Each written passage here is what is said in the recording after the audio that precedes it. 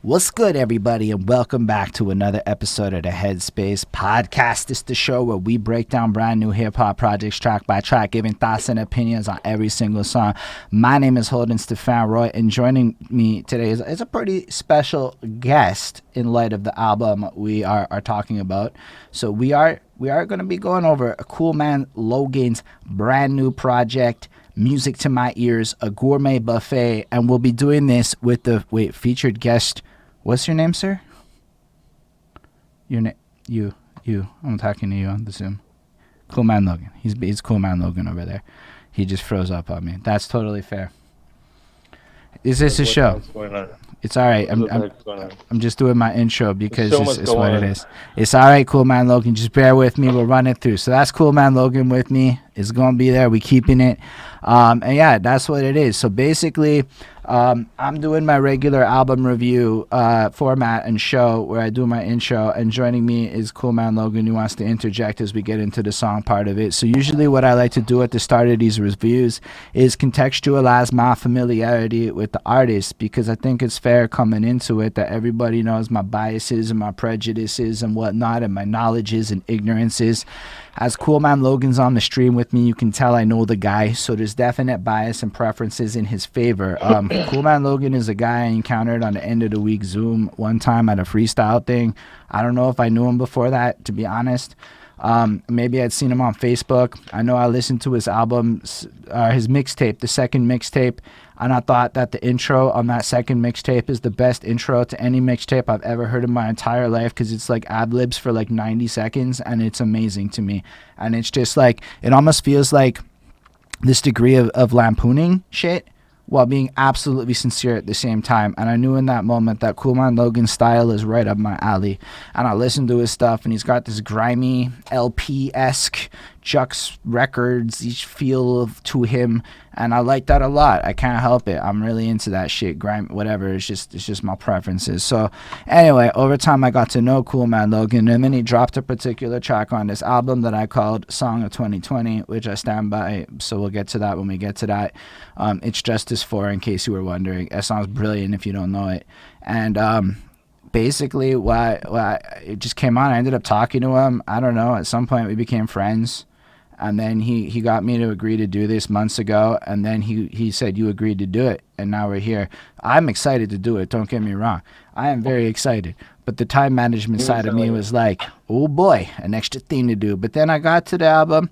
I went I got a little private access party that we did on a Zoom. I listened to it, and I'm like, yo, this shit's real good. Real good. Spoilers, real good. So it's like a pleasure to do it. Don't get me wrong. I'm a guy. It's like a show. It's a character. It's not the other stuff I do, you know? Anyway, so with that, I'm really excited to get into it. I don't know.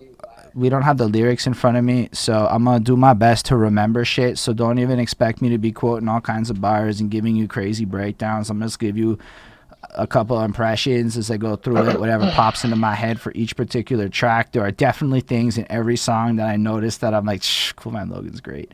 So like, there's stuff to talk about the whole way through. Don't worry about that. Right. And we start with, in all cases, just because of copyright reasons and whatnot, the album and the cover, the title and the cover.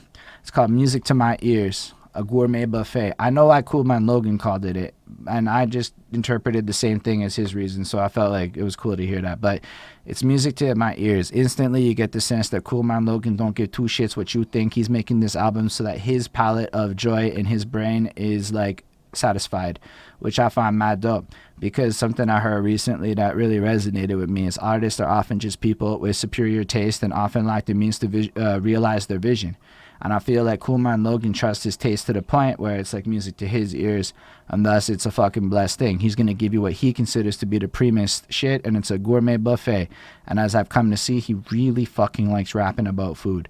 So I feel like there's a doubleness to that. He likes rapping about food, but it's also, when you think about a buffet, it's a versatile selection. You pick and choose what you want. You can go through this, cherry pick your favorite tunes, etc., but you can also enjoy the whole buffet. And that's a great like sense to it all. The cover it's color, palette's nice. I'm really not a cover guy. I even told him this when he hit me up to ask about the cover. I'm like, it's interesting. It feels like it's nice. It's got the whole like visual angle of man's eating and the ear with the mouth. I get it. It's an abstract art painting. It is clearly identifiable. It looks like it's good for merch. But that's how I analyze shit. Is it good? Is it sellable? Is it marketable? I don't see the art side of visualness the way other people do. So I really like the cover. It's nice. That's the best I can give you on a cover. It is what it is. Yeah, that's good enough, man. That's good as, it's a good. It is a good cover. Don't get me wrong. It's a good cover. So that's the part where I'm like, it's weird because I'm going to see all this shit and Coolman Logan's right there. Nah, but for real, I'm real excited to get into it. That's about as far as I do with the intro part. Now what we're going to do is I'm going to play the tracks and we're going to cut this out into YouTube video. So if you're watching this in the future, you should have been on the Twitch. Let's start with actually what really is an exciting thing. A little bonus song that came out before the album called Go Get My Album on the 9th by Coolman Logan. Yeah. That was fun. So yeah. Thank you. Oh, whoops. All right. So I love this right off the jump. I mean, I'm a sucker for the style. So the subjective art style you've chosen to create is just something I happen to be particularly into as a person. I love the grimy beats. Whoever Robert Maves and Irv Gotti, etc. Webs, like Irv Gotti. Anyway, that's like. You know who Irv Gotti is? Yeah, it took a second to click, and then I read the name, and I'm like, fair, I do know who that is. But it's more like, yo, it's just got this grimy, old school feel. Like you're kind of just laying it down. This is what I'm into with this track, and it gives you a really good sense of what you're gonna get stylistically on the album. Right, and it tells people a little bit ahead of time, which I think is an interesting move just inherently because it's not included on the album. In fact, it's really just an ad for the album with a few extra bars. It's an album, yeah. And an old Ja Rule beat. But it's just the way you did this is so clever. Like a lot of people do a lot of marketing things. So first off, Coolman Logan is dropping this weekly heat business, which is a very smart move. It's really like Griselda's dropping like 100 projects this year. I mean, everybody's dropping 100 projects. So clearly the move is not hoard your shit and put out a single every day. Every month or two here and there. Nah, it's do a bunch of weekly heats, and then you know what? You need a weekly heat entry. Fuck it, I got an album coming. Let's advertise the album. And I'm like, that's the smartest shit I never thought of. That's one of those times when I said I'm not very smart and Coolman Logan is clearly more cool man and I'm clearly regular man. I get it now. Nah, but I'm kids sometimes. But nah, it's brilliant. I love the fucking move. But then on top of that, it's not corny. It's just like a really big explanation. It's almost like this is the press kit for reviewers and shit. You're getting 10 tracks. It's 34 minutes. A little bit of everything. Sorry. You get some shit like I ain't been back in a while, like Dave Duchovny, X-Files, or whatever. X-Files, Dave Duchovny. I mixed that up. That ad-lib, the way Coolman Logan does ad-libs with that Dave Duchovny shit. Bro, that cracks me up. I don't know. It's like I get the cultural references you choose to employ very often. So you had the line right. Dave Duchovny, X-Files, yeah. Yo, it's so good, man. It's like, either way, it was enjoyable. But then it's just, there's that. What I like about your bars in particular is that you're not trying to be like extra with the fucking ad-libs and the puns and the layered extra shit. You're just like, sometimes I feel mad, so I write mad songs. I'm like, that's true. And you can deliver it with this fucking confidence and whatever. And it's always there's such a simplicity to the way that you compose bars where it almost makes me feel like you understand brevity and are thus a superior writer than a lot of people that try to use complexity, where it really impresses me because you say a lot with that shit. And that was a great example of that to me. So brevity is big. I can't tell you all the punchlines that are in there, but it's a good mix of my album is this, and it's got 6 producers and this many things, and it's like a nice flex. And then the other half is like, these are actual punchlines so that you're getting a sense that I'm not just giving you an advertisement and listen to my ad more. And then, buy my album April 9th. I'm like, this man's just using like fucking master marketing techniques so that in the back, it's what Jake Paul did. Listen, you're just doing what Jake Paul did to make money, and I respect it in a good way because your music is a lot better than his music. Well, thank God. Well, the marketing tactic of using music to sell products. No, but I don't follow him enough to know that he did that. But fair enough, I guess. He wrote a whole song where it's like, buy that merch, buy that Mert dropped it right around Christmas time and put it out to the kids. Yeah, but that's like having an ad for like clothes. That's normal. No, but it's like having an ad for other music. That's music is that's more why rare. it's why you took what I'm he nicer than did. him. That's it was said it was like what he did, but I know, better. but I didn't take it. But I hear you. I hear you. But better. That means it was better. So it's like, yo, it is though. But I think it's such a fucking cool concept because it's like really related to it. You know, it would be like dropping a shirt to promote a clothing line. I guess it's cool. I haven't seen a lot of people do that together. Exactly. As far as the grade goes, I'd throw a 4.5 on 5 on that shit. It's really enjoyable.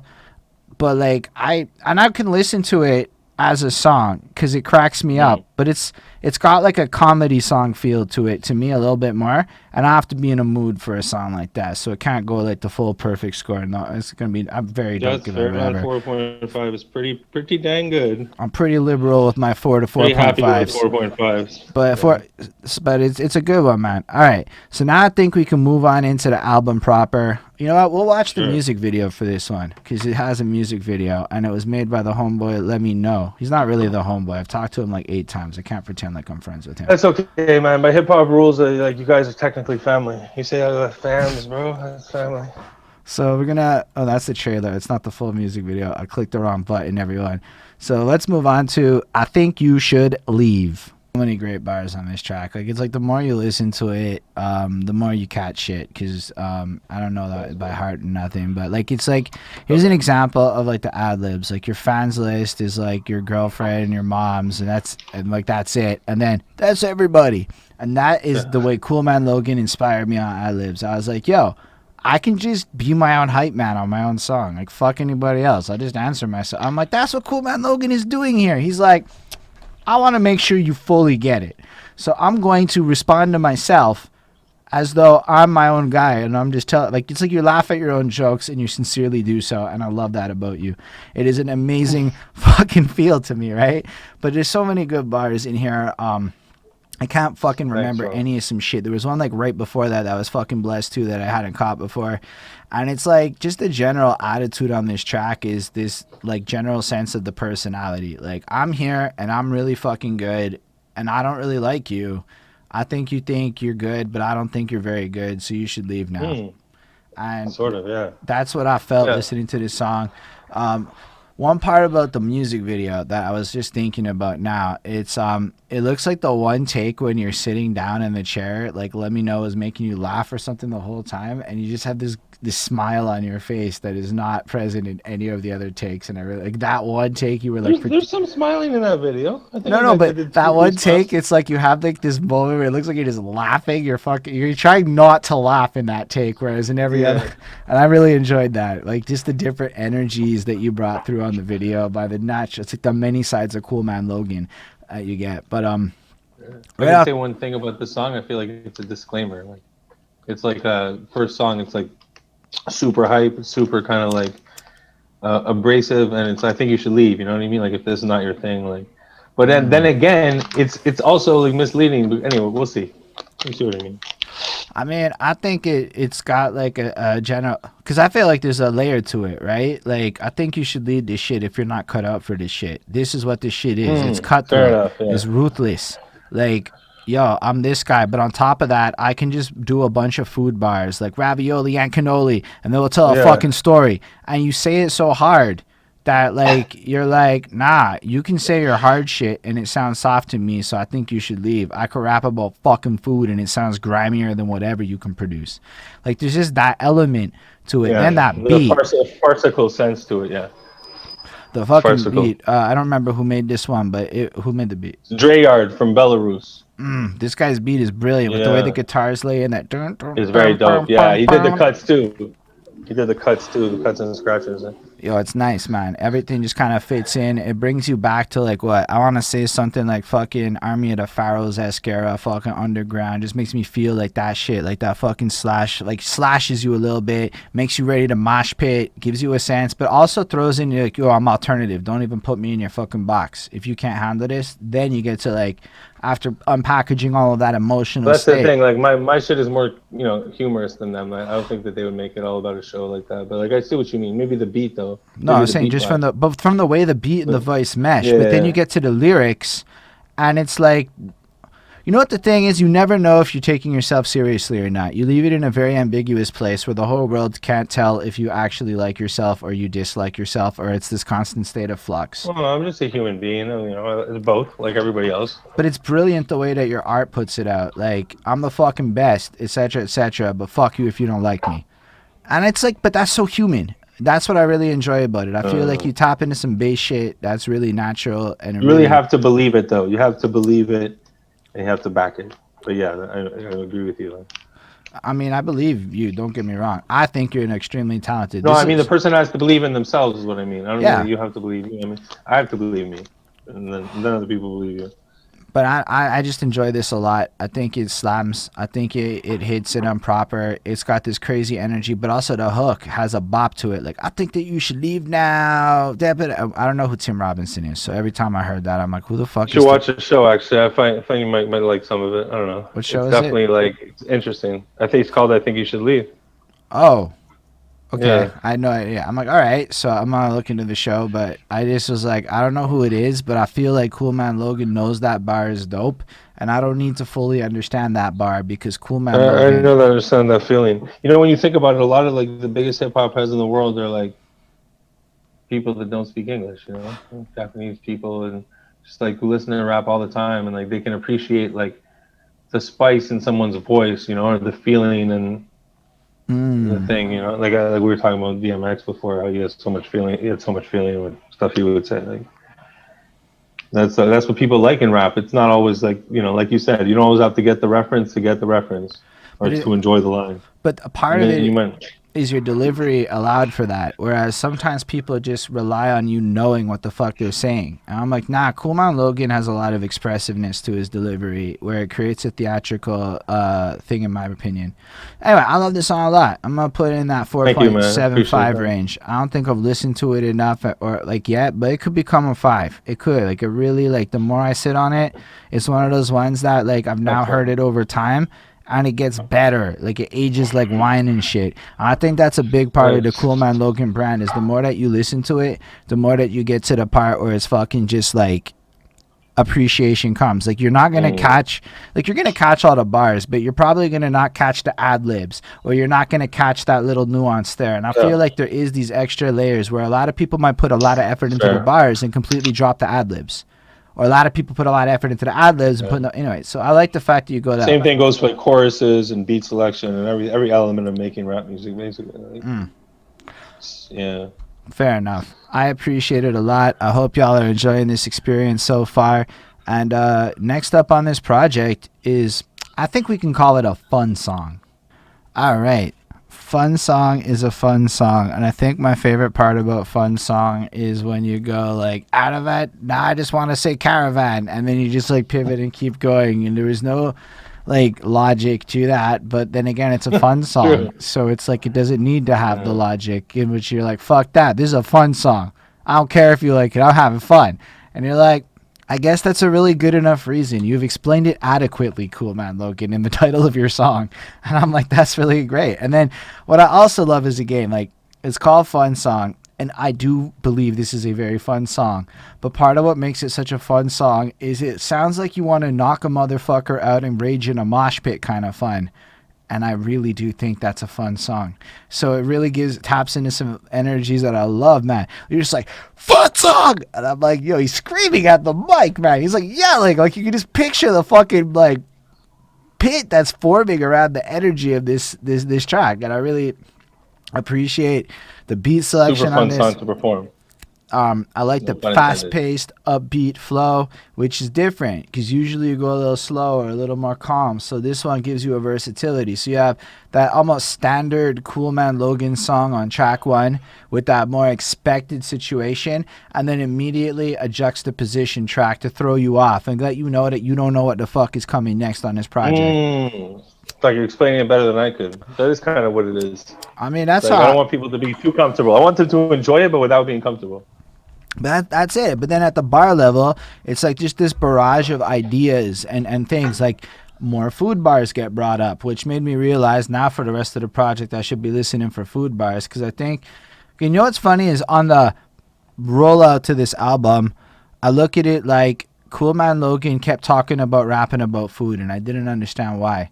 Now I do, because it's part of his album. He's got food bars going on here. So it's like a little marketing thing he was doing ahead of time that unfortunately I didn't catch on until after the fact. But those are some of the best ones, because you see how people are committed to this shit, and in hindsight they were putting clues in your face. So it's like, if you know type shit. I didn't know, but now I do. I can't even have a food acapella. You're hilarious. I don't know what to do with it yet. Yo, just put it on the deluxe. You drop it. Just put it on fucking Spotify as an acapella. I think I might just turn that into like an actual chanson. Fair enough. Yeah. I'd still bump it as an aca. I don't remember any of the bars in this song, send you honestly. the aca verse. Yeah, that's no problem. Because like there was a lot, and my memory and album review mode gets really panicked when it comes to bar quoting. But like, I know that I enjoyed it. I know that I just felt the energy on it. It was really tight to listen to. So if you into that hard hitting, and I mean that, like it's a hard hitting, like you're basically clearly have a punk rock influence in the way this track came to life. And it's clear in the vocal delivery and all of that. So if you're into that like punk meets rap, underground hip hop type vibes, this is the jam for you in this moment. This is one of my favorites. It's a 5 on 5. This shit's a smash. I really I love it. I would want to be at the show that this song is performed at. I would want to perform at that show because I think it would have punk bands and shit at it. Like, I'm just picturing the vibe and it looks really fun in my head. Like, you know, maybe Bonnie doesn't want to go to that. I can understand, but it's totally my cup of tea. Fun songs, bless. Definitely one of my favorites on this project. I don't know what else to say about it, so let's move on to the next one then. We good. Yes, Biggest fan of long beat outros for the world. Sometimes I can do it. Sometimes I'm like, nah, I'm not sitting for 8 more seconds of this beat. That's one of those moments here. But I think the beat selection is a really huge part of this project. So in my opinion, when you come to this like songwriting thing, I find there's like 2 main ways people go about it. There's obviously more than 2, but like for where I'm going with this, there's the artists that like to mold themselves to the sound of the beat and really like blend into it. I try to be like that. I try to adapt to whatever the fuck the beat is and like chameleon up a bit because it's interesting to me. I feel like Coolman Logan is the other kind. Coolman Logan does what Coolman Logan does no matter what the beat is, but makes it work. And that is a very interesting way to be. And not a lot of people can really rock their own style so consistently across so many kinds of beats, which I think is impressive as fuck, to be honest with you, because it isn't like, I think it's almost like easier to just be able to, like, if you can have like 17 voices to use, but now you're just Coolman Logan doing Coolman Logan's thing on every single fucking song on this project. There's a bit of versatility with the vocal delivery. The thing is, I appreciate all that, but I do actually switch the voice. But I mean, I agree with you that I do find ways to not need to. No, I guess that's why I don't and do you that do it much. later on this very album. It's just to prove Yeah. that you can. So I'm not saying that you don't, but I haven't heard you rap a lot of times now at this point, both in freestyles and it's like incredible your ability to rely on the Coolman Logan-ness of your voice. So I think that's great. And in this track, so like we go from the part where the girlfriend doesn't want to come to the punk show, unless she does, but whatever, the person doesn't want to go to the punk show, and now you're in the smooth ass cigar lounge where it's like a higher class vibe and Coolman Logan's there busting his thing. But what I love about this one is, whereas the other ones I feel like were more choppier and a little more intensities and a lot's going on, Coolman Logan's sitting here going, I haven't really flexed how good I can rhyme yet. And what I mean by rhyme, I mean like the way he softened the M in the word charm to make it fit absolutely perfect in the sonic level of adapting your syllables and morphing words to actually rhyme so that the vocal delivery follows almost a melodic pattern of sounds. It is melody. Any good rhymer is using melodic patterns to make all of the sounds of the words, even if it's like a 1-2 notes, literally. There's still a pattern that gets followed, and you see it all over this track. And you can't see it so vividly who's good or bad until they rap slow. Fast rappers hide whether they're good or bad at actually rhyming through fast crazy techniques, because everyone's going so fast you can't see if they can go like and hold a note and rhyme 4 syllables and make words that don't actually sound right, you know, like morph it all. And I think this track really illustrates that skill set, but it also continues on the theme. I completely missed if there were food bars on this, so I don't know if that happened, but like I feel like what we can tell is that Coolman Logan knows that Coolman Logan's music talent and skill set is undeniably incredible, and And if you're not necessarily into it, it doesn't really matter. He knows it. He wants a quality threshold that exists. And I feel like it's almost in the same vein as I Think You Should Leave, only we good. You know, it's like it just flipped it a bit. But I love the double hook. So, or however, pre-chorus, chorus, or whatever the structures are, nobody uses the same language. You have that fun hook where you kind of take your main verse flow and you cut it in half and slow it down a bit. And then you have that, we good, I'ma throw an ad-lib. We good, another fucking ad-lib. And it's one of those fun Coolman Logan albums where it feels like I can do this too, but look how goofy you all actually sound when you do your ad-libs. And I feel like it's amazing the way you can both make the ad-libs sound perfect for the song and be excellently delivered, but also make everybody who does ad-libs to that level of enthusiasm and passion sound a little corny to do it. But you're not corny because it's got the self-awareness to it. But they don't have a self-awareness to it, so they're a little cornier. It's jokey because I ad-lib on things that don't necessarily need like extra. Yeah, I like that. You know what I mean. They don't need extra. They don't need the ad-lib. I'm like laying into it. But yeah, it's that exact sarcastic sense of humor. And I appreciate it. Cause yo, as much as I like a good ad-lib, yo, sometimes people be ad-libbing a lot, and you're like, man, I didn't need you to explain. You know what I really... Okay, you also do this when you break down bars here and there. I don't have a good example, but people like to like explain their puns like that's a good bar, and I'm like, nah, that's just filler, my guy. You had to explain your bar, and I've seen you do it a couple of times in a fun way. I can't give you a good example, but I feel like in the same way, you're really astute with how you observe hip hop and almost reflect it back through your music too. Like you're aware of what's happening. And I think that's a fun thing to point out that is prevalent on this track with how you laid down the hooks. Like the double hook is a big trend right now. And you did that here. And you did it your own way. Hook. Sorry? I said I love a double hook. Yeah, go on. And it's just like you did it your own way here. And I fucking enjoyed it a lot. This one is more of like a 4.25 for me. Not because of the Coolman Logan part. The Coolman Logan part is consistently amazing. But the beat's still like half the fucking grade. And the beat is less my cup of tea.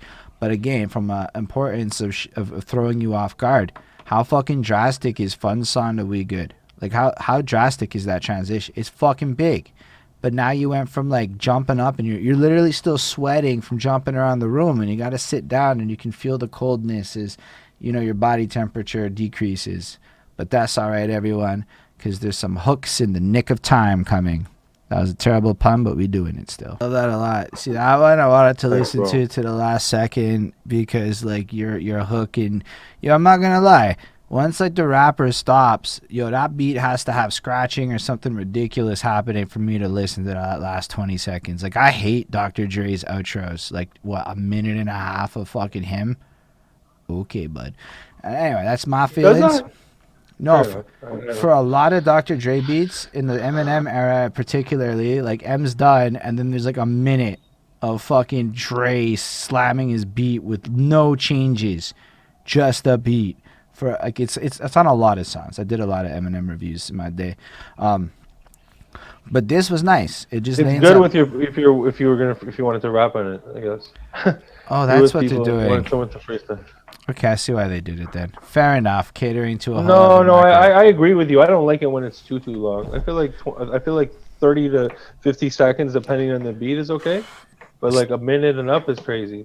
I mean, for me, I'm like even 30 seconds. I'm like it's gotta be really good, and then I like to see it like layer down.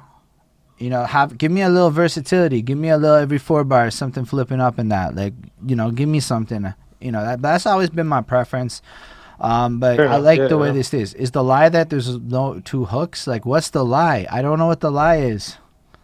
The lie is that there's 3 hooks, not 2 hooks. I said there's 2 hooks. Oh. I said there's 2 hooks in it, like a quick fight. And then I was trying to, like... third hook, I'm talking about how, no, wait, there's not 2 hooks. There's 3 hooks. There's this hook. Okay. This hook is the 3rd hook. That's fun. I like that a lot. That caught me off guard. There was just this level of fucking self-awareness. Who did the beat for this one?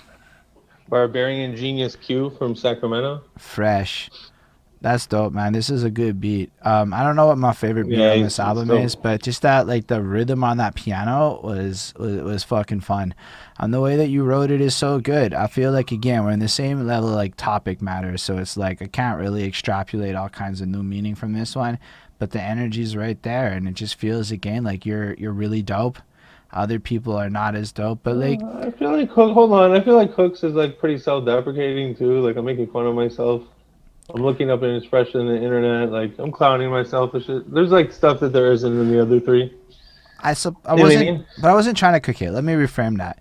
So you're right. No, I take no offense. I was just from a stylistic point of view. You're right. Your approach is kind of different, but you're doing it like Jerry Seinfeld makes fun of himself, but then walks home with $1 million and everyone else doesn't. That's more what I felt, which at the core of it is the same as what we've gotten on the last three. So like it's hard for me to like come through and be like, all right, Coolman Logan is reinventing the wheel. We have at least one of those that I know is coming up at the end of the project. So like in the sense over here, we're at the part where this is like your personality. Well, I got a song with 3 choruses, and the third chorus I talk about how there isn't actually 2 choruses. And I talked about that. I remarked like a wheel that goes like this. But that's like but on the other hand, you've kind of shown the sense of your personality and aloofness on every song up to this point. And I feel like it's just another manifestation of things you're not going to expect. So at this point, when that happens, I'm already like, yeah, that makes sense on this album because you've already prepared me for that. You've already got me to that place because I don't know what the fuck is the next song. I don't even remember what it sounds like right now. I'll remember in a second. But like, I don't know what the next one's going to be. I know that I'm going to get you telling me in a sense of why you're good. I know like the general idea of what you're going to come with, but I don't know how you're going to do it. And so all of this stuff is just catchy. And it makes me go, like you get to the end of the track and you're like, wait, what did he fucking lie about? And then you go listen to the song and you get distracted before you get to the second hook. And then you realize you weren't paying attention. And then you don't remember what the lie is. And then you got to go rewind it again. But you're enjoying it every time because the subtlety of the ad-libs was another fun one. Feels like you lowered the volume, like when you put that shook one after like they don't want to whatever, or rappers don't. I like the part where like people don't want to be on your own fucking song with you or do features because they're afraid of getting sauteed. And shout out La Meth on the raid, woo! But I like that because when I first heard that, I said to him a comment. I'm like, fuck that, I want a feature. And then I don't think he caught the joke of what I was doing. So he's like, we'll see about that. He took it like really seriously, but it was more at the timing. I was like, yo, you think I'm afraid, Coolman Logan? How was I supposed to know what you meant? I don't know. You never had a moment where you're like, I'm going to send him a message. You actually do. You do this a lot. You have moments in your mind and you communicate them, and then other people don't know where you're coming from. And we have to ask, Coolman, what do you mean? And then you explain it, and then it makes sense. So I feel like, if anything, you can empathize with me in that moment. But no, for real, I love that line a lot, and it was really it was just really enjoyable. I like the whole sense of it. I like and the truth is, it is like a daunting idea to have a Coolman Logan on you because you know you're gonna have to come with some shit that's gonna make sense, and you're gonna have to probably be blunt. Either way, the track is brilliantly fun. Also, that's also relatable. You know, like it's not, you don't really have to just be a rapper. Like, it is. A lot of like artistic scenes is very competitive, and someone would tell you that they like your stuff, in person, secretly, when they wouldn't tell anybody else, and they wouldn't show it to someone else. That exists. There's a lot of people like that. So it doesn't just apply to me, that line. But yeah, fair enough. No, it resonated with me. It really did. No, I know you like the song. I'm just saying. I'm explaining how I feel about that line. And I'm adding on to the conversation. This is what I was hoping for. This is the Coolman Logan experience. I fucking love it. You're one of my favorite people, and I say that sincerely. But like, yeah, no, I like that. Fuck, I got distracted there. But I feel like it is super relatable because of how you present the information. Like that's what I was saying. Like this contradiction within yourself, as we discussed a couple of tracks earlier, that you put forth in the way you present yourself. Where like I think everybody, to some degree, if you're an artist especially, goes, I'm the shit and I'm the one. But also, I'm maybe not the shit, and maybe other people don't agree with you, like every other artist that you meet who also in their mind is going, I'm the shit and I'm the one.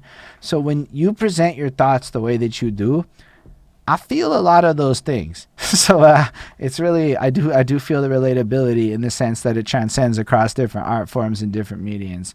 I'm pretty sure YouTubers feel that shit. Yo, I watch TikTokers freak the fuck out competing for best position, number of views and shit. So it is, you're right. It's everywhere. But I like the ad-libs. Just the way that you had that shook. Like really quiet. And like it seemed like a lower volume in the mix compared to other ones. So it's almost like you have to really pay attention to get it. And I don't know, it's a rewarding album for the things that make you want to re-listen to a song. And I think that's where a lot of folk fail. They're so like, they think their bars are mad deep or whatever, and then I get them on the first listen and I'm like, I don't really ever need to listen to this song again. And I feel like you managed to do that. You managed to add these extra layers, the little seasoning on top of a track that like gives you an incentive to re-listen to it, because you are going to notice this next thing. And all 4 of these tracks that we've listened to so far have displayed those characteristics in some way or another. This one being the literal, most literally, like, what the fuck was the lie? Because nobody's going to remember that fucking first, second line about 2 hooks in it, right? Like, nobody's going to remember that. Oh, yeah. So it's like, it's brilliant. Yeah, it's well done. True. Anyway, so in the second verse beginning line.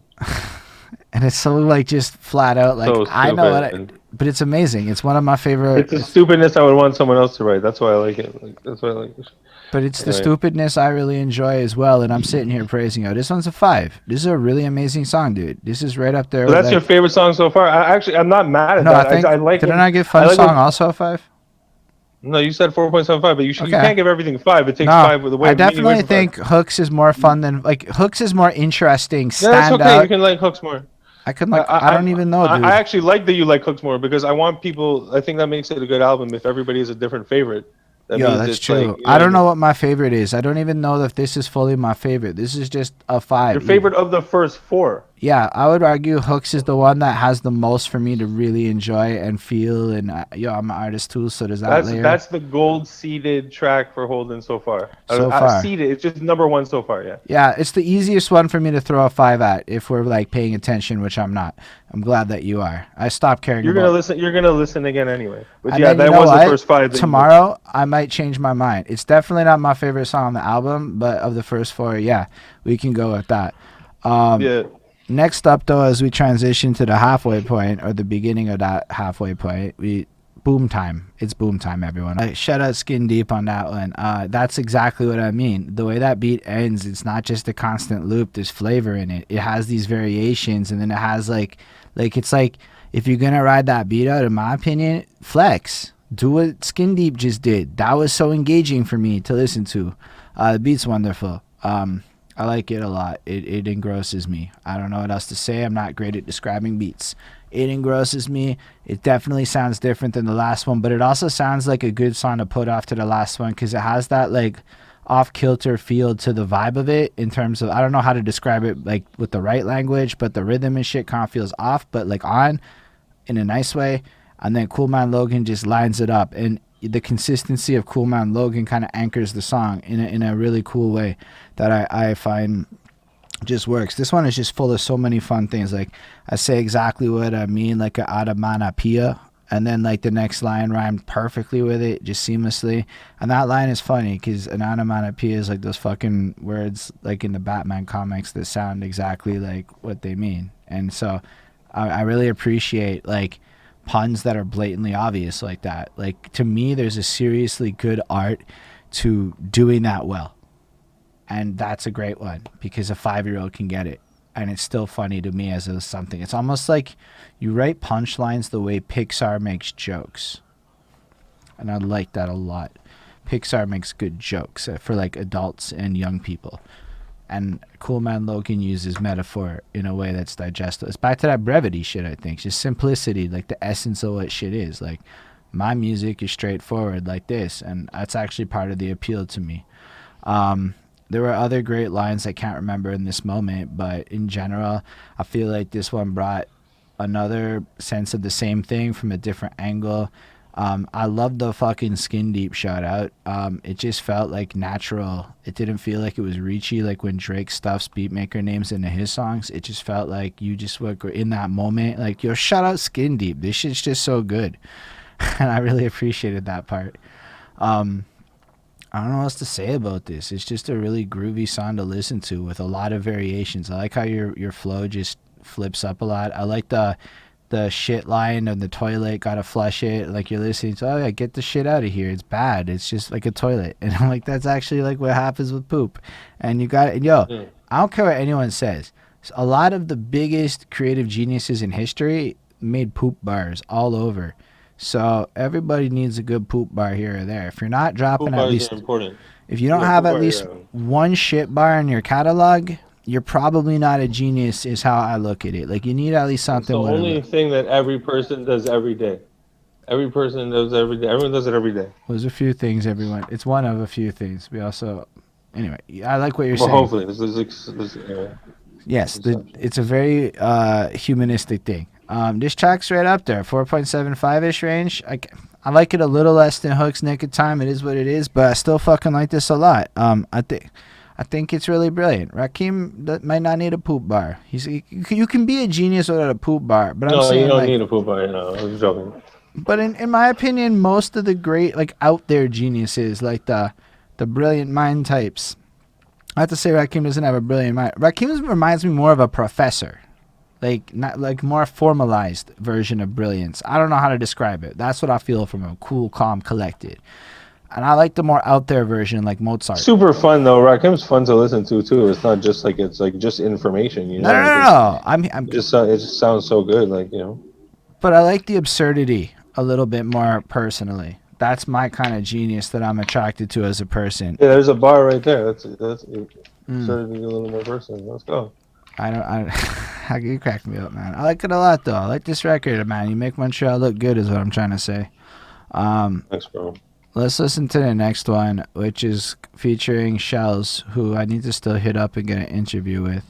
So let's listen. Is it Record Me? Record Me. That's a good song, man. This one's another one that's pretty fucking like out there. And this is a good example of you proving that you do have other vocal styles to bring it with. This is absolutely different. Like it feels like you met Shelz and went with his more direction with your flow, your overall delivery. Like it's less abrasive, it's a lot smoother. You're definitely tapping more into a singy voice throughout your whole flow on this one, whereas the other ones are a lot more, I would argue, a talky rap voice.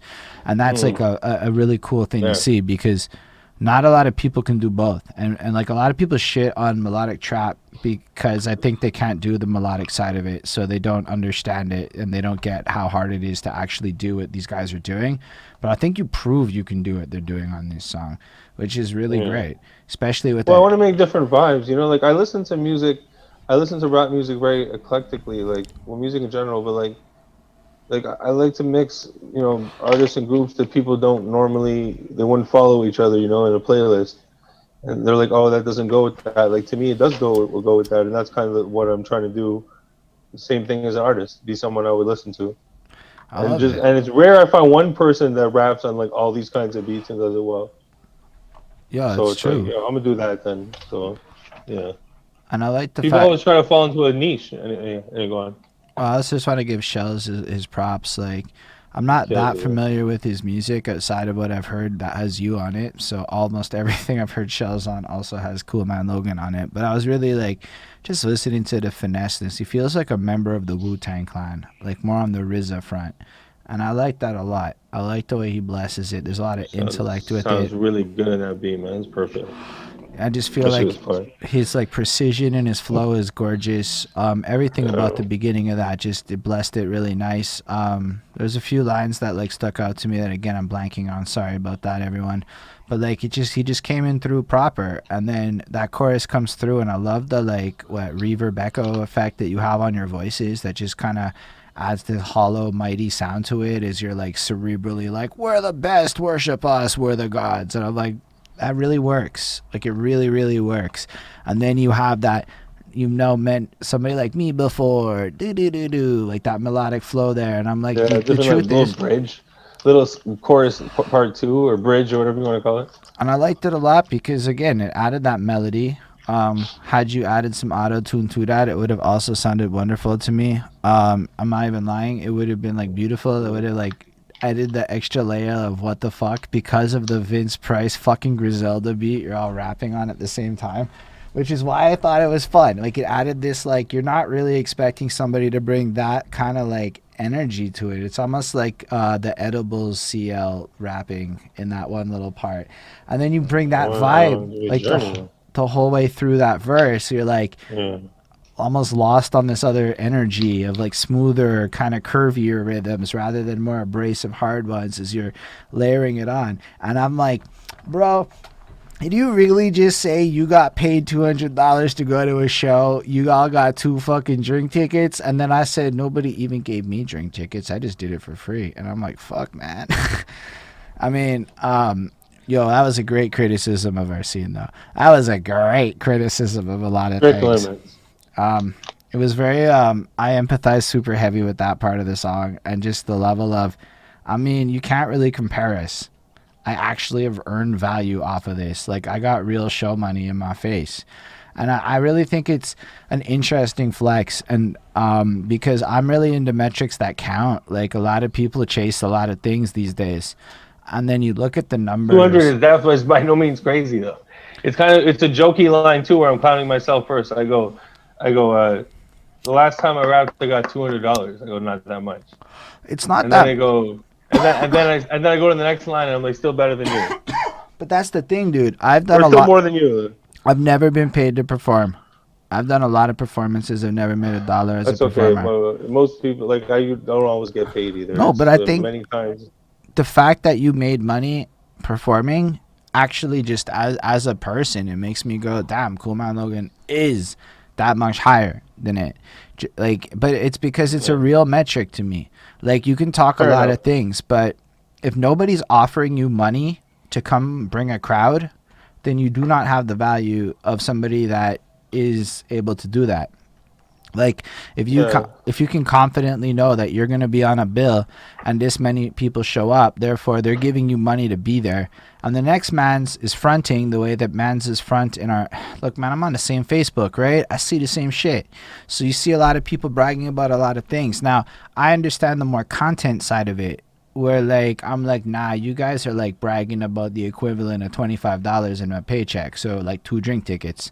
And I'm like, I don't know why you're bragging about that. Like, it's not good numbers, but that's kind of... It's like $14.75. You know, like $14.75. Whatever. Like, it was just a metaphor. But, you know, like, what? I literally just got a song idea. What is it? Because I was like, well, I'm not gonna tell you guys. Someone's gonna steal it. No, just kidding. But nobody can do the cool. No, but basically, like, that's a fact.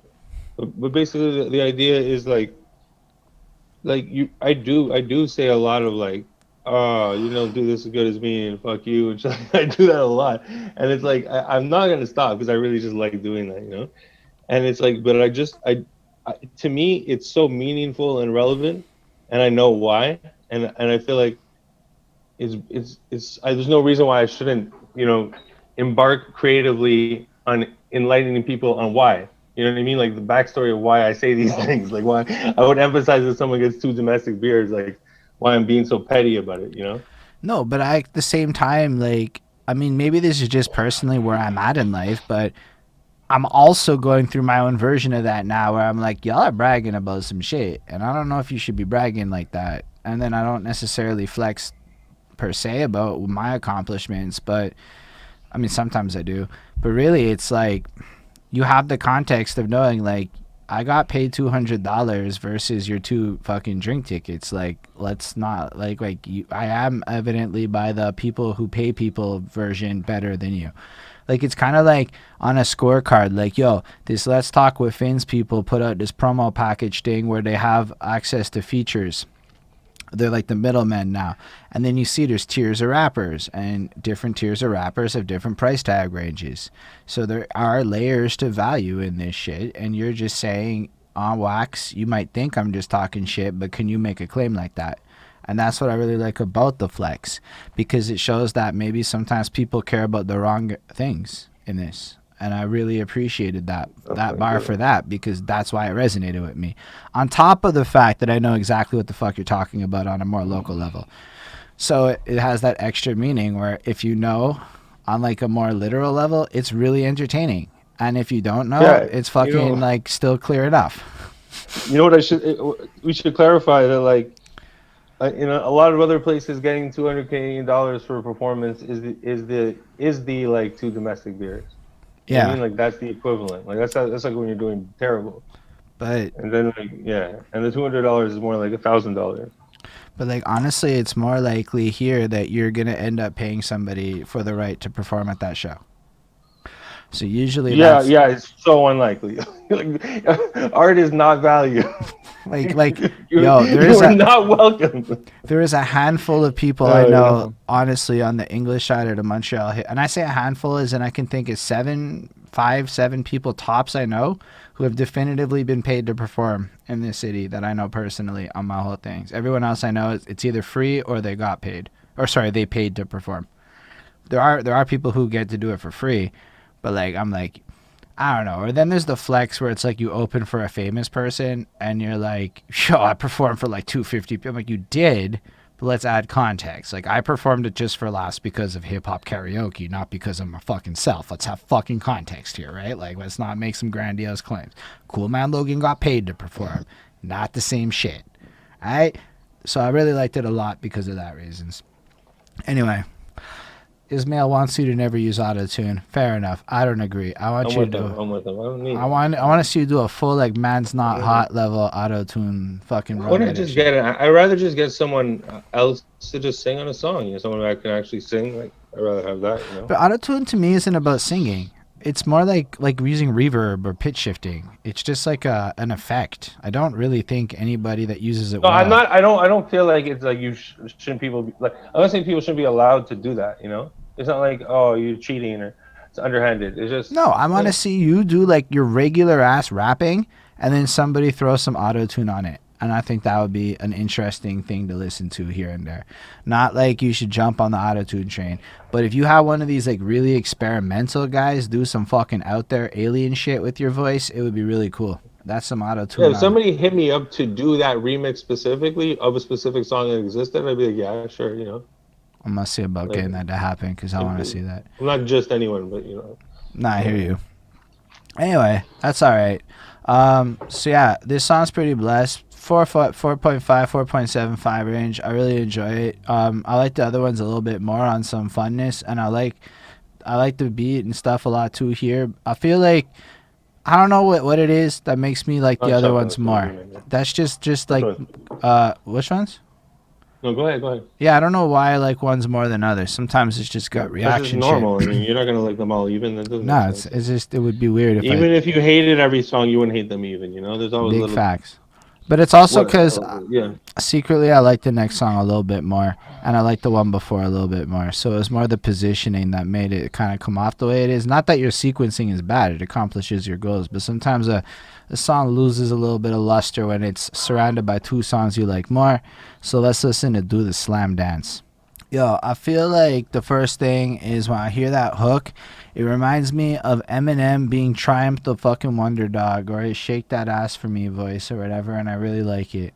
I really like it a lot because it's also like so far from that like standard Coolman Logan voice, and again feels like you did a bunch of edibles and were having the time of your life just fucking wilding out, and I really love those vibes, man. I feel like that's like the fun side of Coolman Logan, and that fun side is so important because it lives up to that album.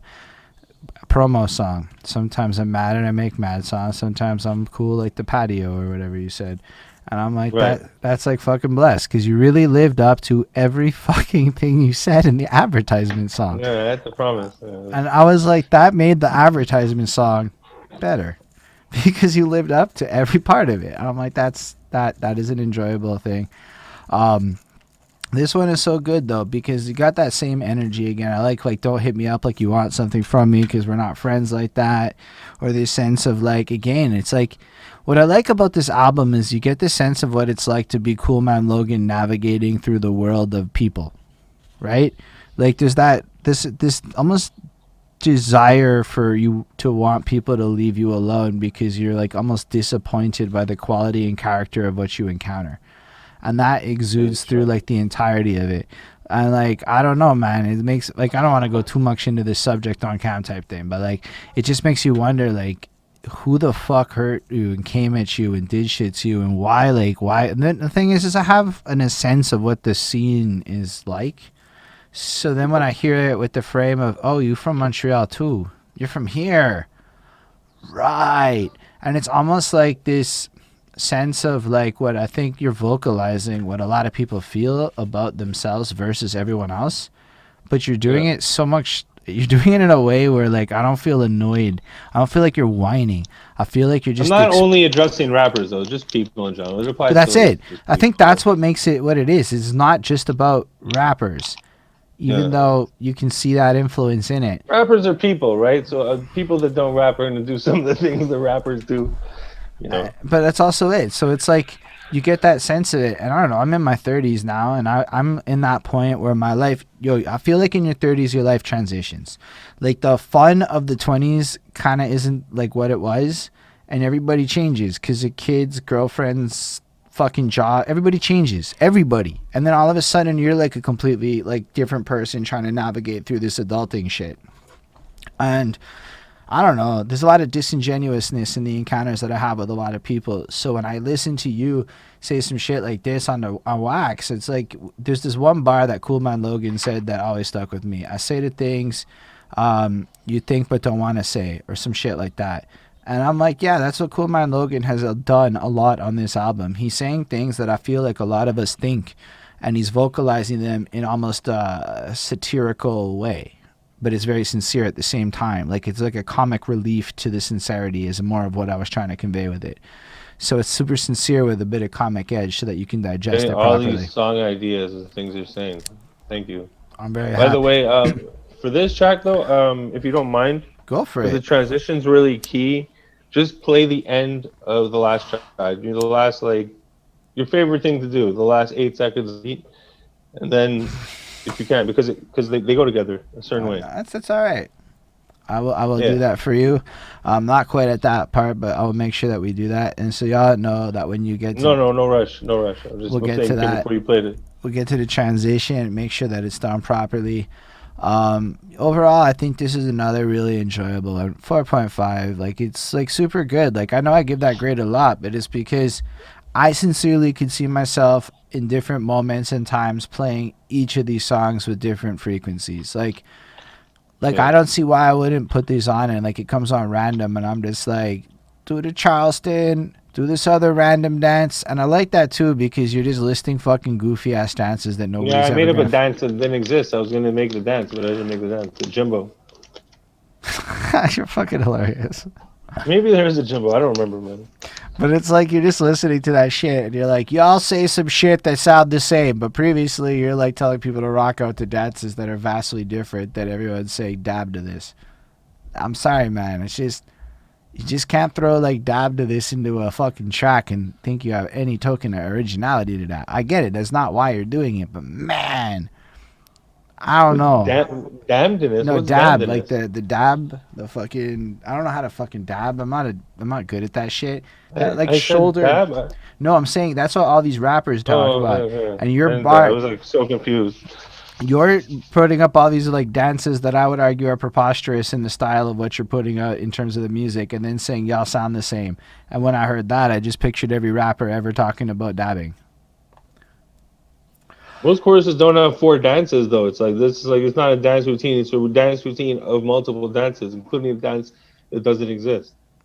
It's a fun song. It's like the slower fun song or something. I don't know. I totally got the vibe of that. I didn't catch what you did with the chorus there, so I'm glad you explained it. But it's good. I enjoyed it. I got something different, but I didn't do that on purpose with the chorus. I just thought of it now. I was like, that's cool. Four dances. Like, I wasn't. There's no design to it really. Like. That's the beauty of it. So yeah, I'm totally with it. And now we're going to move on to And You with the transition. This is another one of my favorite songs. First of all, I'm biased. Vince Price is amazing. And the trap nature of this track, I'm pretty sure this is the Vince Price one, right? Correct. That's a Vince Price one. The trap nature and your flow on this is my favorite flows I think you bring on the whole album. You got to understand. I find basically. You like that. But I really find a lot of these trap flows super marketably pleasing. Like, yo, like the reason so many people do it is because it's just so fun to listen to these flows. And then the darkness mixed with the grittiness of your voice, but tapping into that more pop element skewed flow, it gives me like a raw, more almost enjoyable version of like a Migos song. So it's like fucking cool to me to get that from you. You tap into like every conventional fucking pop flow I can think of. You got the triplets, you got the da da da da da da da da da when you go into the second verse to make it sound not like the first verse. And I love it because they're like really well executed. You're having a lot of fun with it. It shows that like you've got that mastery of other styles again on this project. So we're deep into it, and you drop this completely out there like left field fucking experience on this project that is almost like honestly completely unexpected for it. Like you didn't think you'd go that far. Thanks for the bits 504 on that mix. But it's like I don't remember the bars on it because I was way too caught up on the flows on this track on the real. Like it's one of those ones where like I would have to listen to it like 20 times. Good, it's music. That's the point. Like, because I want people like that don't speak English to like it too. No, but like for real, on this one, I think you do it because your energy is just so vastly different, and it just pops off like on this flexing flow where it's like, but it's gritty. It's almost like other people kind of completely different from every other song. It's completely different than any song I've made. No, I've never rapped on a beat like that. People probably think I can it. You know, like think the whole album would be boom bap or some shit like that. Like nah, crazy. I don't just listen to boom bap, right? So. And I like that you did that. And I find it like one of the more fun tracks again, but because of the energy of it, because of the way that like you hit that beat, because of the way that you change it up, and you just really prove again that there isn't really a style you can't fuck with. I mean that I think was almost an importance on this album to really make it a complete buffet, and without it, people would be like, well, can you do this? Well, can you do that? And now Coolman's like, I can do that. So now you know, and you know that now. So I think you. I'm gonna throw it to like a 4.75. It's really, really great. It's a solid song for real. I know that I enjoyed all of the bars as I listened to them. I just don't remember a fucking thing you said. I'm not gonna lie, but that's a testament to how good you delivered the shit. I don't know that people know how important delivery is, but your delivery is fucking it's one of the strongest deliveries you put on this project, I think. Like you just went out of your way to be like excellent here with the tonal fucking flips and stuff. Like you really play with your voice in a singy kind of way that I think showcases your musicology more than maybe the more hard-hitting one that you would do in the more like I Think You Should Leave, where you still do your shit, but it's more punk rock. This is more like, yo, I can do anything. I think that's fucking blessed. So let's move on then to track 9 on this project, the Lit It Up remix. I know that's another. I know. Go back, wind it back on the last one. The sequencing, it tied in perfectly. Clearly, that's important. I'm gonna make sure we do that for the next one. I heard the way you strung those two songs together. That was nice. It's the master. So yeah, this is great. This is Weekly Heat Volume 2 remixed on a different beat. This one is BK Brooks, who's, I believe you said there just in the chat. It was all popping up. I don't know if you could read it though. But like, this is a good song. It took me a second to get used to the new beat, which is often I found what happens with the remixes. But I love the bars, man. I like the near the end when you're like, ain't nobody like heard of your gang, and like, why are you bragging about selling crack? And it's like the last time you actually did that, you were playing basketball bad, and I'm like, whoo. And it's really enjoyable for me to hear that, because again, it's like you're kind of pointing out like, yo, you guys are just, it's not like the actions are corny, it's the manifestation of how you say these actions, and you in particular, person who is not named here, are corny. And I really enjoy that, because I think everybody knows some people like that. And again, you're tapping into that universality of like what people feel when they like watch certain people say certain things, and you're like, bro, what are you saying? That's not it. Where you're from here, aren't you? And you have that reaction. I also got to be honest. It's about the line's a lot about the wordplay too, like just to say the brick line and the need the human beings hurt my heart and my head. You heard I need them, then I struck them with the fucking middle part of my leg. That's the last line of the verse. And I'm sure most people don't even like catch it. And it's not that it's like fucking rocket science or whatever, but like that's one of those lines definitely you might catch in the third or fifth, sixth listen. Like, I mean, I caught it, but I cared more about the lines right before it because they struck and fair enough. I resonated like with that me a line lot more. personally. Because, like, I mean, the heart of my head hurt, whatever, and then you do lay it up. But usually, like, for me, when I hear bars like that, I'm like, the linguistics is fun, but I care a lot more about the content behind it. The meaning, like, yeah, fair enough, yeah. So it's not like I don't catch it. And that's a lot of things. Sometimes I just catch the bars and be like, oh, it's cool. I get it. It's good bars. Yeah. But I really felt the meaning behind that other part was strong. Like, it had the wordplay, but the content behind it was really, like, interesting in terms of what I resonated with me. And just in general, you have this whole sense of back to that, like, yo, and it's been consistent on pretty much every track. I'm like really good at this. And it's not that you're not necessarily good at this, but in my opinion, you bore me. And I like that attitude because I feel that way a lot sometimes. And again, there are a lot of people I love, and I love watching everybody win. That's like being sincere with it. So this one is great. The chorus is fucking my favorite part. It's one of my favorite choruses on this whole project. Just the way you like ask me how I lit it up. Why should I did it? That like flow, the way you just bring it, and it's like elongated, but it just fucking works, and it feels so fucking airy. Like, and I watched you perform it live like twice, so I have that like on a Zoom. Let's be real, it was Zoom live. So it was like cool to like be part of that process of like having you go from like concept to like second version to like become an album song. And I know a lot of people feel like, oh my gosh, if I spoil the whole secret of this song, this person's never gonna buy it. I'm like, nah, it makes me like this song more. Like, I'm more invested in this remix than practically all the other tracks because I feel like I was part of the journey of the creation of this song. So it was really cool to listen to this one. I'm going to give it a 4.5 just because I like other ones more, but I also still really like this. None of these songs are like... 4.5 is a great rating, man. The only one I could say I might like not go back to as often is We Good, and it really is just that's like not my steez as much sonically. I would never like... it's not your like your brand of rap or whatever that you like. Or just sound. I would never throw that kind of song on for any other reason. But if the album was on, I'd just let it play through because it makes sense and it fits so good, and the change between Fun Song and We Good is so nice. Yeah, that I mean, We Good personally is my kind of rap. You know what I mean? So that's why I see what you mean. Like that is totally my kind of thing. Like that type of beat. Like fair enough. Yeah, go on. I mean, I'm like, as much as I like Lit It Up, I really like the next song a lot more. It is... That song's special. It is quite the banger. You all should have already heard Justice for if you haven't, but if you haven't, we're still going to listen to it because if you heard it on YouTube, you need to be listening for the new mix right over here.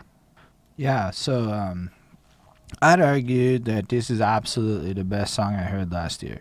Like, of all the songs. I mean, like, if every song that I think that came out last year that I consumed as a piece of content, I think Justice For is the number one song I heard of 2020. Because, like, you do a lot of things with it. And let's be real, I'm on some activist fucking be an ally shit right away. And this song made me realize I hadn't done enough and I wasn't maybe doing enough. It made me, like, step my gears up a bit. But this, man, it's a big one. Everyone can tell it's a big one. If you haven't heard it, go bump it. Now you're going to come back, pause it, go listen. Okay, now you see it's a big one. But, like... just on like the same general sense of where the bars come in, just so that you know it's not just like the content. My favorite line is actually when the beat flip up happens and you go and just like four ladies in a car on a road trip on a wedding that ain't seen each other for a long time, we gonna talk today. That is like the most run-on ass sentence ever. Like four ladies in a car in a road trip would be doing. And just inherently that one lyric, independent of the whole song while fitting into the bigger narrative, is brilliant in and of itself. Is like a fucking brilliant line because it was a run-on sentence. Thanks. Like when you just like shit like that is more of the artistic merit of how brilliant it's done at a songwriting level. This is like one of those 6.5 minute straight fucking verses. Almost the whole song is just you rapping. And it just felt like this clearly came out right after the George Floyd situation went down. And then a lot of people were talking about a lot of things, and a lot of people said a lot of things. And we happen to live in a place where there is a lot of bigotry that gets put on a lot of display, and a lot of people let it go by and don't say a lot of things. So when I heard a lot of the words that you were saying on this song, it really resonated with me, just in terms of, you know what white people don't do? White people don't talk to white people about how white people are fucking racist. And I'm like, Coolman Logan is a white guy speaking white people to white people. And I think that if they do it, they do it with like kind of like idioms and hyperbole, you know, like that doesn't come across, you know. Like I was trying to say it as plainly as possible, you know, like not be like, you know. No, but like, and it's very Even clear. not make him be about semantics, you know what I mean? Just basically like just like an absence of caring, you know, like. Yeah. But I feel like you eloquently deliver it by attacking certain specific things. Like when the police bring up a murder, you bring up black on black crime. You know, there's no big murders or small murders. They're all murders. And then you have the ad-lib, like all of them. You know, it's like that extra emphasis. Yeah, it's a trick to like to make you think to devalue like their lives, basically. It's like, oh yeah, if they kill each other, then cops can kill them, you know. It doesn't make any sense. Like, and it's like everybody kills each other anyway. But it's like, why is that murder more valued or less valued because the person's a police officer in a certain situation? Like, to me, it's like I heard that and I'm like, nah, that's a pretty interesting logical argument. You could argue stats all day in the face, but there's no big murders and small murders. They are small all murders. murders. When I say small murders, I mean like when people go, when they try to like excuse things by saying, well, you know, I don't think he should have shot him, but then the guy shouldn't have done this, and he should have mouthed off to him this way, or he shouldn't have, whatever, like, you know, whatever excuse they have. Like, or yeah, exactly. You killed the person. Yeah. It's like it's still an action. You're still like, somehow I've gone my whole life and never murdered somebody. You know, like, I don't know. Right. Or like just the part where you say something along the lines of, you think you're neutral, I think you're racist. Couldn't have said it better myself. There's that even it's racist to not care. Yeah, exactly. To let that be. Even there's that like Christian story, right, where they say that if you have God on one side, there's a fence in the middle, and a devil on the other side, and you sit on that fence, you are not on the side of God. You are actually on the side of the devil, in the light of the fact that your indecisiveness prevents you from being on the side of good. So that's a real thing I learned from the Christian side of my past. And it's like, when I hear you put those bars together, it's like, what is neutrality? It's the absence of picking a side. So it's inherently, like the Martin Luther King line. I don't want to butcher it, but he says the thing about like not so much what the bad people did, but what the good people didn't do. It's worded better than that, but that's the gist of it. Like, But like, even when I think back to like high school, I got bullied a lot, and you know what pissed me off? It wasn't like the bullies. It was all those motherfuckers who just laughed. Who just like told the bully this was like a really good idea to like go through with it. So like, there is the bully's probably the one hurting more inside, and the people that watch on, they're just having a good time at both people's expense, sort of. Like, I see what you mean. That's a good side of it. And so I look at it like it's the passerbys that you're targeting. Like, you people that just sit there and pretend like it doesn't happen, allow the system to still profit. You going there and getting your... Yo, look at my last name. It's Roy. I said it bad in French because my French is back. But I have a French last name in Quebec where it's proven nepotism on your fucking last name gets you hired higher. So literally I had a better opportunity of getting a job than say somebody that does not have a last name that is a French last name. And this type of stuff exists especially in where I live. I'm not going to pretend that all the experiences are universal and everything like that. But for me, it's like listening to this, it's like, this is especially reflective of my home too, and the attitudes I see around me. Right. And so it really hit close to home. Use that talking to.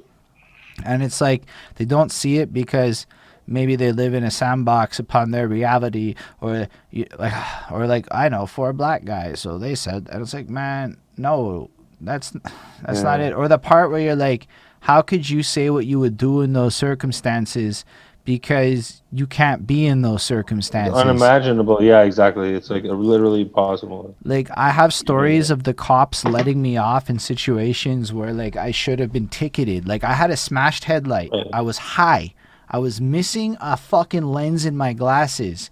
And I said, I'm a student and I can't fucking let me off like that. I used to brag about it until I realized what happened. Like, I didn't know what happened until I got a little older. And I'm like, yo, if I was black, I'd have gone to jail or some shit. Right. I've seen a million situations like where you see a white person do something and you're like, wow, this would just go entirely differently, and But that's then not fair. on top of that, you brought it back to Canada. Like everybody knows Canada likes to think it's a good place, and it's not a bigot-filled place of like. Yeah, we Anyway, play they try to play the lesser of two evils. You know, like, oh well, we're not, you know, we don't do that. You know, as bad as them. Like, it's like, it's you like know, stupid. those You know, those still like not good enough. But people that are my age were impacted by residential schools. Like my age group, yeah, it's that recent. Yeah, yeah. as in Holden's age, 33. People my age. I went to high school with people that were impacted by this situation. Yeah, So the for sure. residential schools has been the Canadian and Quebec governments fucking kidnap children from indigenous It's like communities. 1996. 1996 was the last one or something. That's like Yeah. nothing. So that's how recent it is. Most of y'all were Yeah. alive and know people possibly that were impacted by this, but they would kidnap Despicable. children. Yeah, Dude, they would do some like whack shit. They would like the woman would go into like they still fucking do bad labor, shit. and then the kid would come out, and they would basically scare the shit out of her while she was drugged up and say some shit like the kid needs this, that, the next thing, sign this paper or else. So now they had the legal fucking groundings for it, right? And then the fucking kids would get kidnapped and adopted into some white family to whitewash them. Yo, Anne with the E, the show on Netflix, really displays the old timey version of what the reality would have looked like back when they was colonizing the situation as well. And it's not What's even the show called? Anne with an E, like the Anna Green Gable show on Netflix. The third season really explores the Really relationship. good. It took me a minute to get into it, but then I did. It's And with the sorry, going.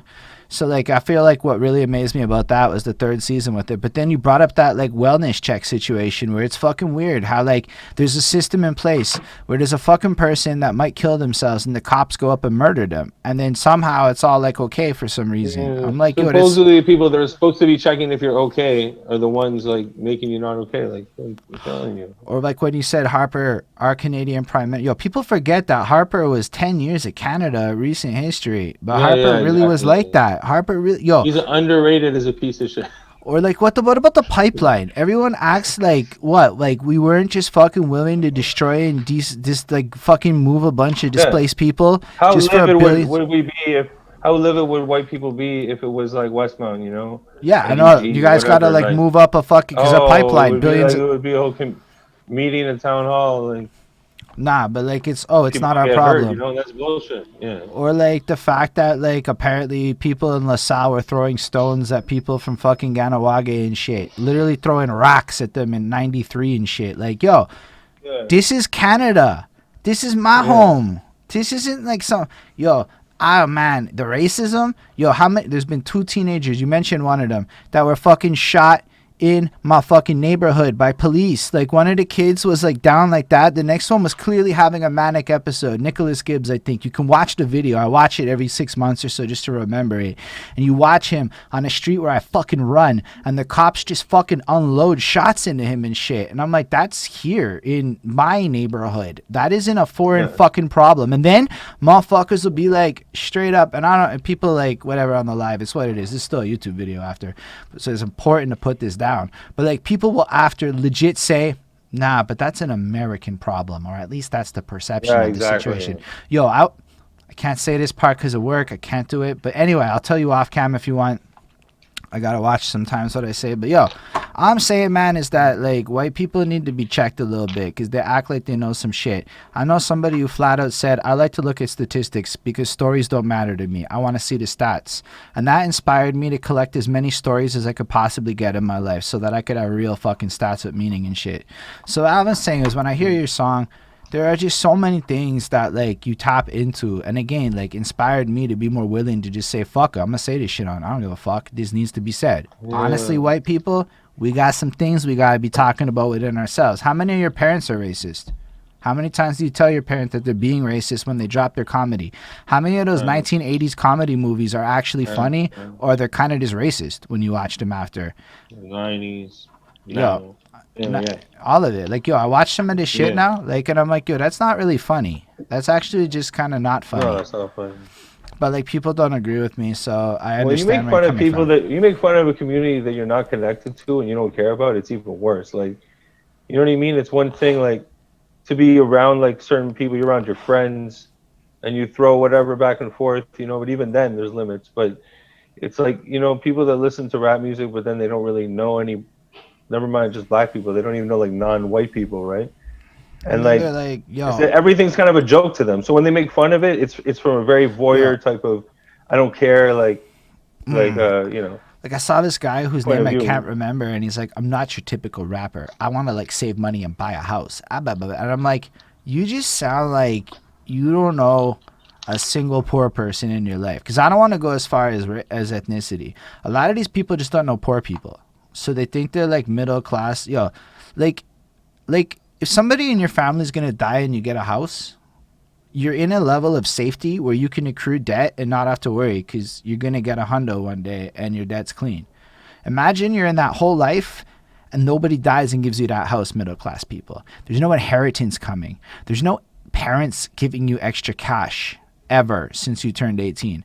You're just on your own. That's a very different reality that a lot of people have never faced. So then these people go ahead and make some music and they've never talked to poor people in their lives. So like they don't really know shit about anything other than these middle class ecosystems of professionalism. Because yo, here's how it goes: you go to I'm not mad school, at them for you not get a knowing because they job, didn't decide not to know, like the way that they grow up. It's about that they don't know, but they think they can also, you know, judge it and make fun of it, and you know, or like like no man. To me, it's like this problem is where they now step in and are like, we're the real music, we're the good version of hip hop. You should be listening to. Like they listened to Macklemore, saw the Grammy win, and said, I can get that, rather than like actually saw what was happening in that situation. So it's like those people are who I'm talking about. And there's a lot of them that I've encountered. There's a lot of attitudes I've seen that I'm like, yo, I mean, I know you think you're like a superior MC, but like you don't actually know why that guy's rapping about crack dealing. You just think it's a thing. You think it's you think some things, but like you never looked into the history and the socioeconomic realities of environments where there's no fucking Starbucks or a Tim Hortons. You know, like, anyway, I can go on for a while, but that's where my brain gets every time I listen to your song. And it makes me feel fucking charged up like I gotta just fucking take on issues and shit. So it's a really good yeah, well, song. I was gonna say too. Thanks. I was gonna say like, you know, like I don't make every song have like a super deep topic, and it's because I only want to, you know, I only want to touch on the things that I feel strongly about, and sometimes I feel strongly about talking some shit, you know. And in that song, that was just something that, you know, I care about. I had a lot to say about as a person just talking, not as an artist, as a rapper, you know. So I put that into a song. It's no different than those songs, except, you know, I'm talking about that there. That's probably why, you know, it's twice as long, three times as long as my normal songs, because it's just more important. There's more to say, obviously. You know what I mean? But it's more that you So tackled and it. I feel it gives. Go ahead. But why I feel like it works is because as you're listening to this, I'm picturing every argument that you encountered that triggered like every fucking line of this song mixed with Yeah, the yeah, it's very real life but based. Yeah, even down exactly. to like I don't know if I should write this song, but I have to.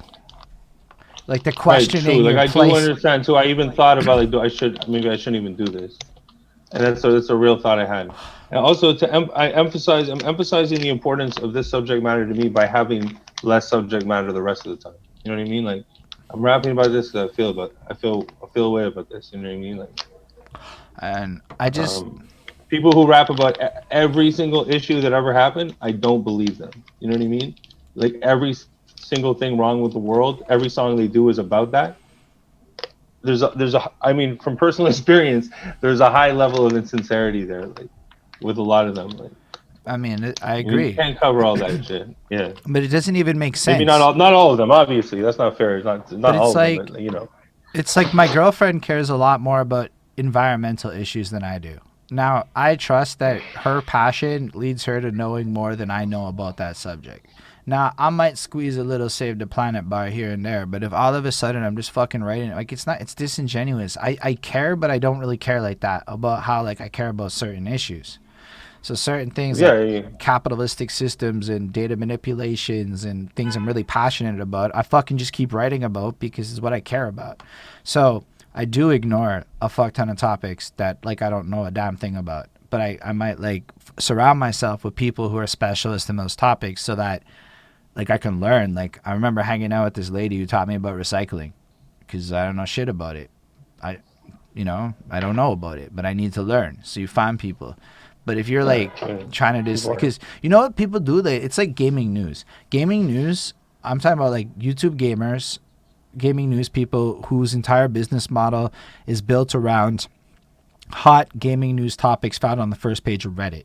So every day they go to the first page of Reddit, they find everything people are caring about, and they cover it in a video. And I feel like that's what people who care about everything do. Like, they just look like they went on what's popping on the internet, and they're trying to play some SEO trend hoppy game to go viral on some fucking sensationalist shit. Like, nah, like, what do you actually care about? What causes are important to you? Right, exactly. You can also hear in people's voice, like, you know, rest in peace or DMX, like, you could tell that he really, there's a lot of feeling behind that when he says something, you know what I mean? Like, agree or disagree or whatever, however you feel about what he's saying or how he's saying it, there's a high degree of conviction, which is like unmistakable, you know what I mean? Like, you can really feel it, like, Yo, that's facts. when someone's talking about something they care about, you know? Like, but no, yo, and he's one of my favorite artists of all time. Like, when I was 15, it wasn't Eminem first. Eminem was like second, but DMX was first. And I think a lot of it is the passion and the way that you felt things through him, and the versatility from prayers to like fucking all out aggression. And I learned about robbing people and stuff. Anyhow, that's the DMX part. Rest in peace. It was today. If you're watching this in the future, today was the unfortunate day that it happened. So he's on all of our minds. It is what it is. Anyway, just for this song, it's a 5 on 5. Like, what other grade could I give it? It's flawless, and it's musically amazing. So, like, just on a musicality front, shout out to BK Brooks, man, with the 2 beats, killed it. And but like, yeah, he did. He really, really did. But it's also like your ad libs were really the icing on the cake of this track. I think they were like, because of what you emphasized earlier in this very episode where we discussed how you like try to double down on the super obvious, but in this case, doubling down on the super obvious added that like extra like person agreeing with you to be like, nah, this is like common sense shit. And it was on this song, I feel like you really said a lot that, like, you know, it doesn't, you could just write about nothing for the rest of your career and you have justice for it. And like all of us are still like chasing that, you know, that song that we're like, it just felt like I could just picture the writing session, and I could just fucking feel like the energy just through it all. Like, it's so, like, no offense to the rest of your album, but it's definitely a step above everything I heard last. Okay, that's fine, man. It's like, I mean, to be fair, I'm saying it beat Eminem, it beat Royce, it beat You're fucking saying it's the best song. Like, how could there not be a best song in the album? You know what I mean? Like, this is the best song of like, I don't think I've heard a song I like more than Justice For, as far as like everything I admire in a song since I heard Justice For. Like, it's in that tier of like excellence. Nice. Thank you. So yeah, thanks, man. Definitely up there. And I don't say that lightly. It's just, man, every time I hear this song, I feel things, and I know it will, and it's so relevant and it's so important. And that's where it's like you took your art and you just did something magical with it. So yeah, this song deserved all the fucking time we had talking about it. I don't care. It's disproportionate to the rest of the album, but let's be real, the rest of the album was fun. It's disproportionately long. It's not about that. Too. No, but it is about that, because there's more content, because it's longer.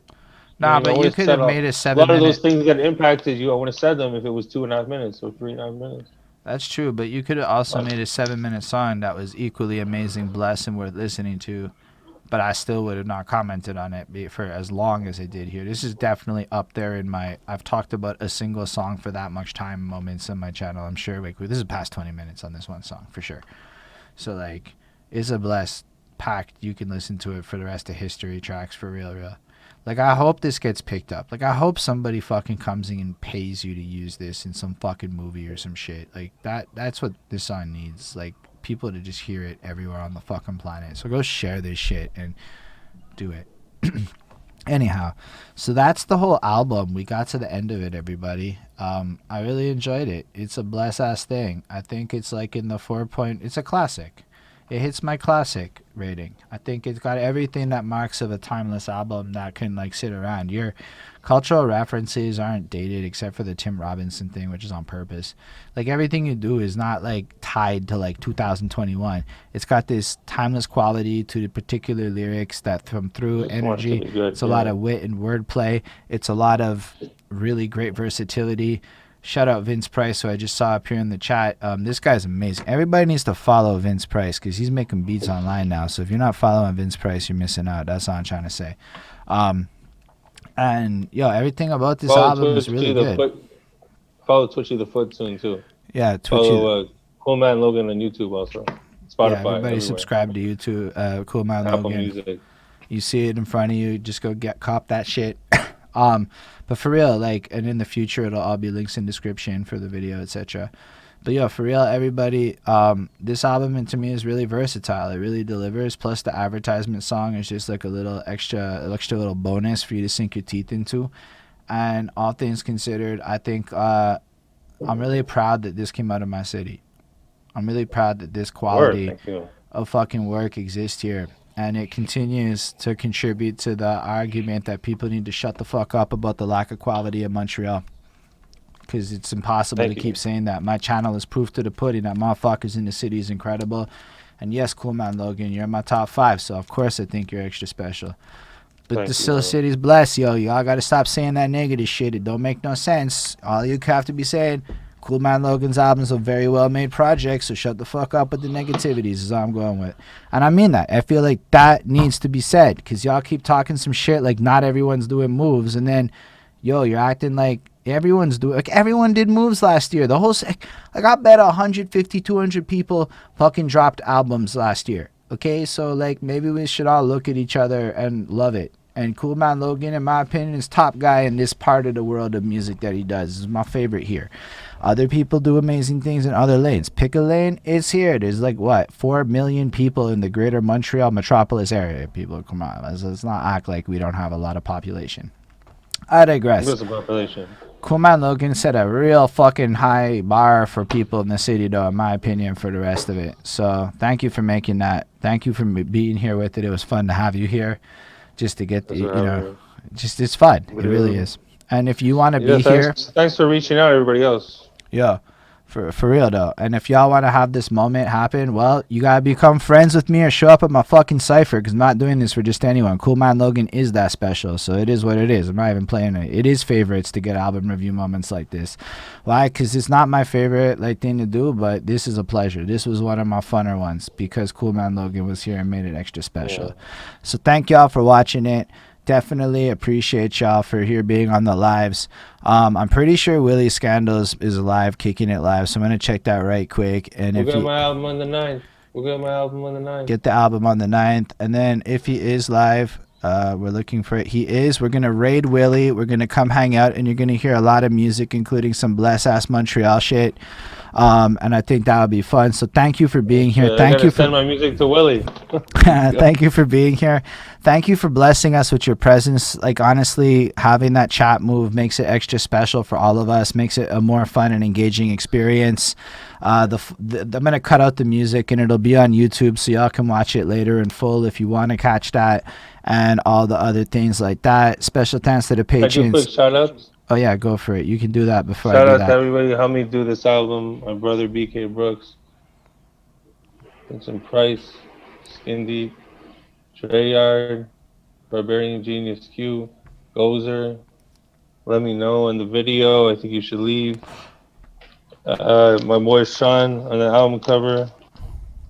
Thank you, Man's Idiot. Harris Newman on the mastering. Thanks for being part of this. Shelz on the feature.